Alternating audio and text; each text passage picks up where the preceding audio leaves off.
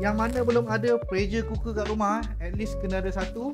Steam ke, nak bakar ke, nak merebus ke, semua boleh guys. Dapat dia punya menu book, siap ada resipi tak perlu nak tekan GG lagi kan.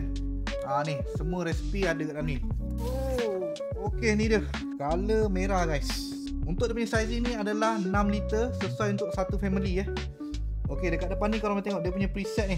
Senang nak slow cook boleh tekan sini. Kalau nak buat seafood boleh tekan button ni. Semua ada ni, yogurt semua ada ni. Bila dah masak kan, boleh buka slow supaya dia punya gas tu, dia punya uap tu keluar. So macam ni dia dah lock kan. Pusingkan, kita boleh buka dia. Okay, dalam dia macam ni. Periuk dia jenis non-stick jenis tak melekat. Dia jenis besi yang berpowder coating jenis menggerutu tu. So sekarang ni macam-macam resepi kan. Memang perlukan pressure cooker nak merebus ke apa ke, korang punya daging tu lagi cepat empuk Okay, dapat satu dia punya senduk nasi dengan dia punya cup. Dia punya wire adapter menggunakan UK plug soket 3, siap ada dia punya fuse Sekarang ni resipi dah ada, tinggal pressure cooker je korang belum ada kan. Harga dia pun murah, brand dia adalah daripada MMX.